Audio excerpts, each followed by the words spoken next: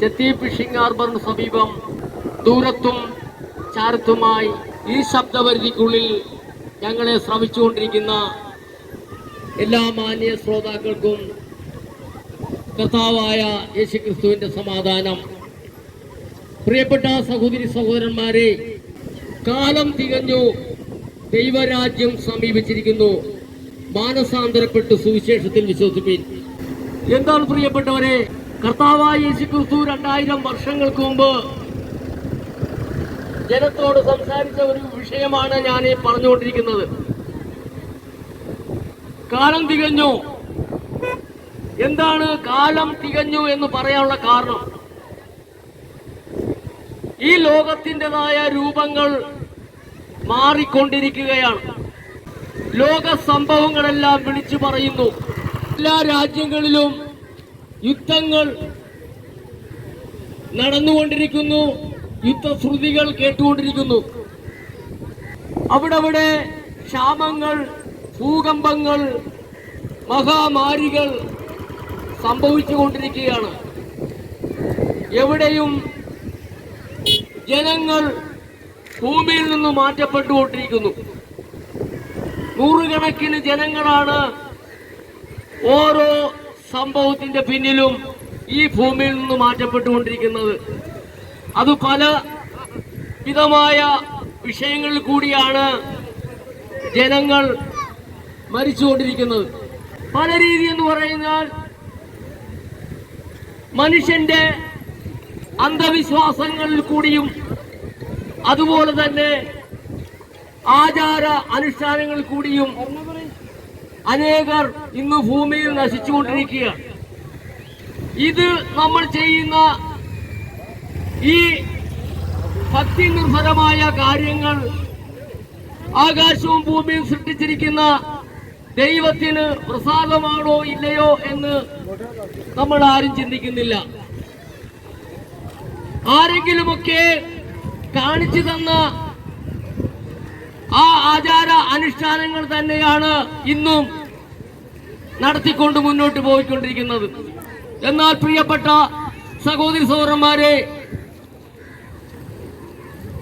ആകാശവും ഭൂമിയും സൃഷ്ടിച്ച ദൈവത്തിന്റെ ഇഷ്ടം എന്താണെന്ന് ഇന്ന് ചിന്തിക്കുവാൻ ജനങ്ങൾക്ക് സമയമില്ല. ദൈവത്തിന് ഒരു ഇഷ്ടമുണ്ട്. ആ ഇഷ്ടം എന്താണെന്ന് മനസ്സിലാക്കുവാനോ അതേക്കുറിച്ച് ഒന്ന് ചിന്തിക്കുവാനോ മനുഷ്യർക്ക് സമയം കിട്ടുന്നില്ല.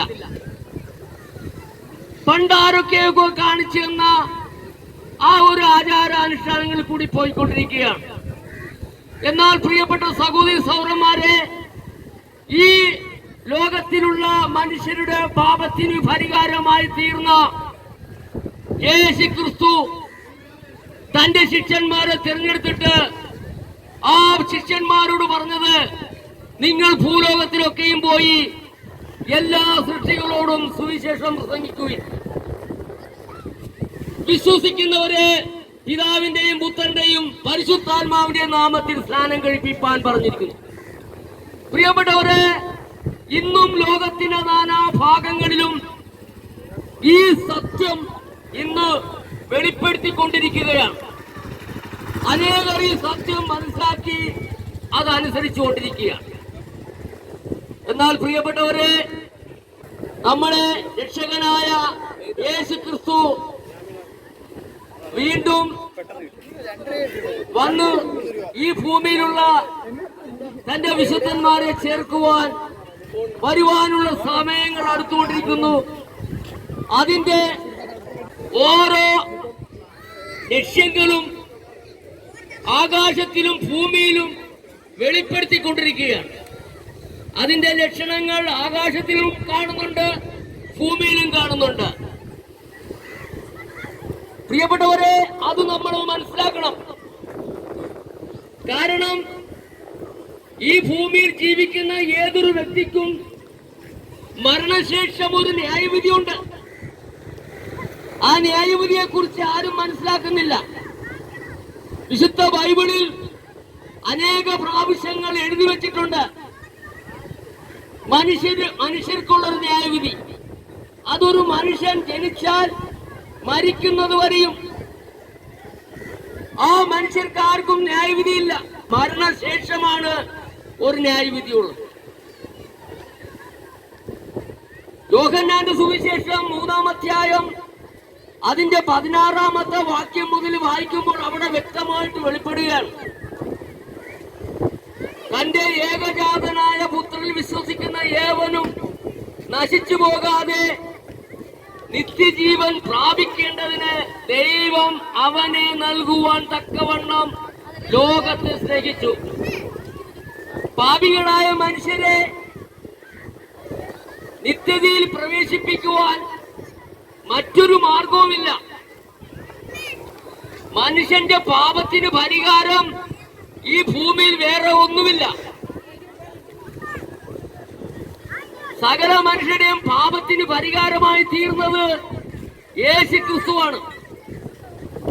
ആ യേശുക്രിസ്തു കാൽവരി കൊലക്കളത്തിൽ നമുക്ക് വേണ്ടി യാഗമായി തീരുകയാണ് ചെയ്തത്. എന്നാൽ ആ മരിച്ച കർത്താവായ യേശുക്രിസ്തു ഇന്നും ജീവിക്കുന്നു. ആ മരിച്ച യേശുവിന്റെ കല്ലറ 3-ാം ദിവസം തുറന്ന് സ്വർഗാരോഹണം ചെയ്തു.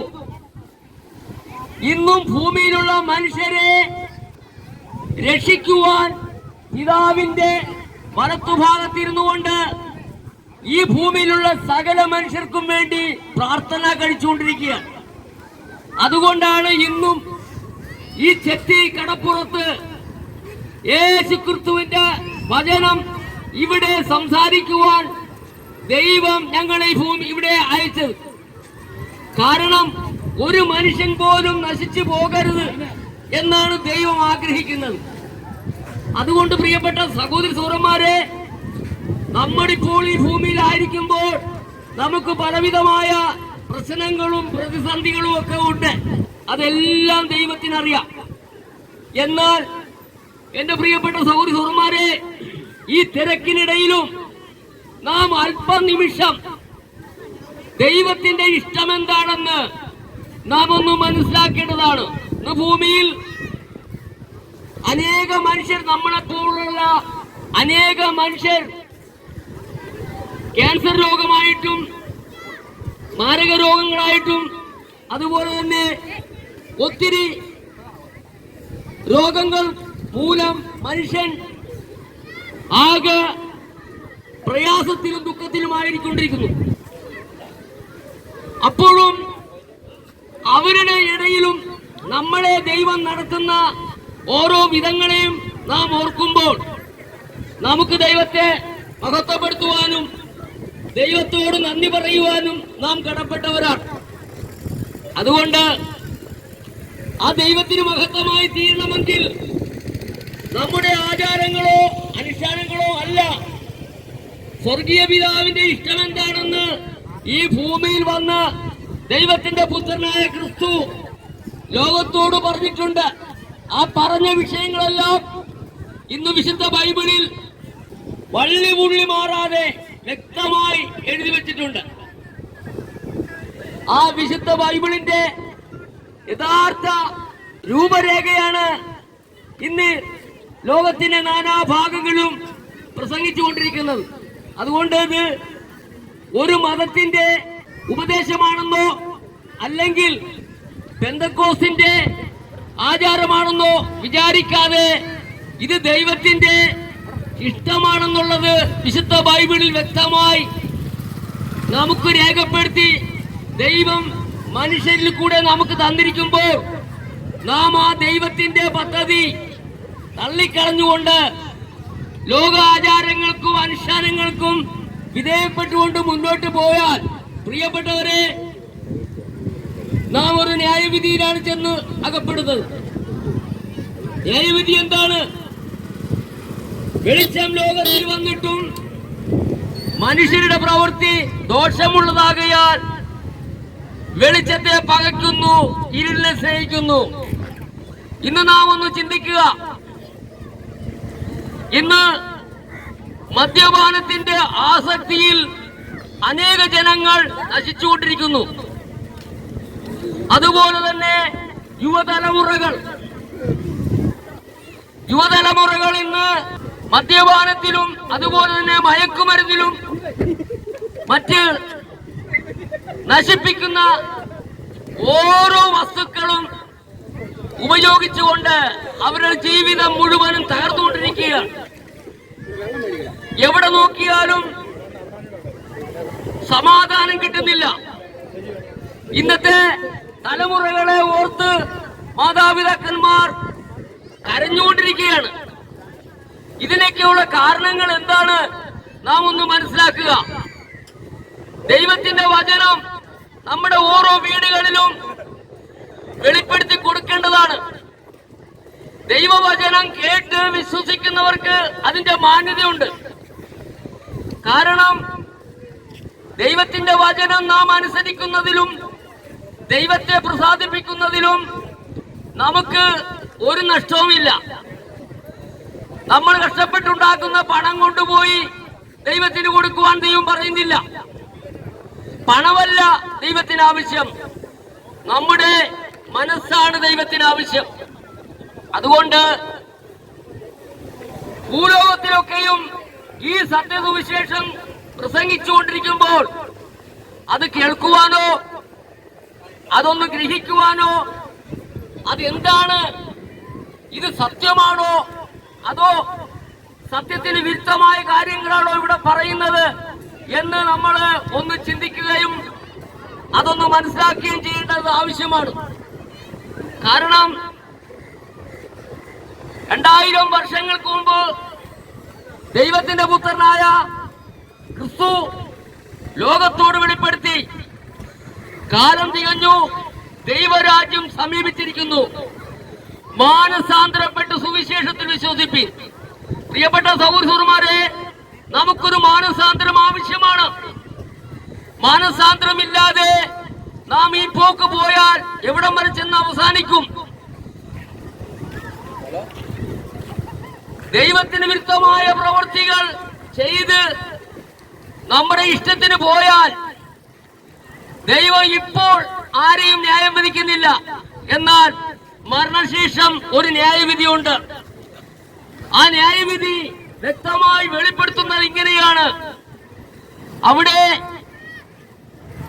കെടാത്ത തീയും ചാകാത്ത പുഴുവും ഗന്ധകം കത്തുന്ന പൊയ്കയുമാണ്. അവിടെ തീ കൊണ്ട് ഉപ്പിടുമെന്നാണ് വിശുദ്ധ ബൈബിളിൽ വ്യക്തമായി ദൈവത്തിന്റെ വചനം എഴുതിയിരിക്കുന്നത്. ആ ന്യായവിധി അകപ്പെടാതിരിക്കുവാൻ 2000 വർഷങ്ങൾക്ക് മുമ്പ് കർത്താവായ യേശു ക്രിസ്തു നമുക്ക് വേണ്ടി, നമ്മുടെ പാപത്തിന് വേണ്ടി,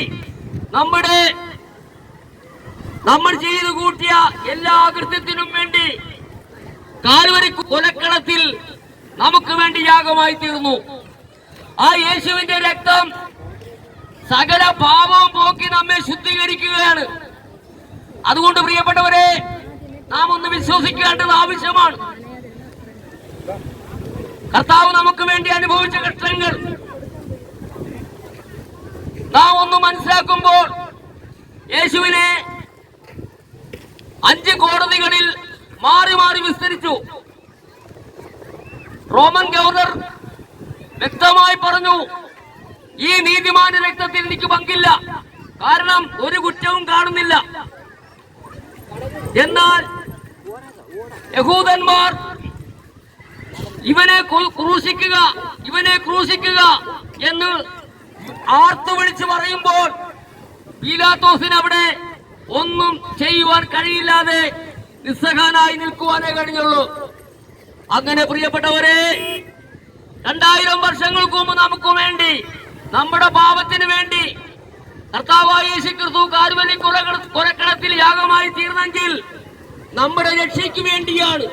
അത് വിശ്വസിക്കുന്നവർക്കൊക്കെ മാന്യതയുണ്ട്. അതുകൊണ്ട് പ്രിയപ്പെട്ടവരെ, നമ്മുടെ കർത്താവായ യേശു ക്രിസ്തുവിന്റെ 2ാം വരവ് ആസന്നമായിരിക്കുന്നു. ലോക സംഭവങ്ങളെല്ലാം വിളിച്ചു പറയുന്നു.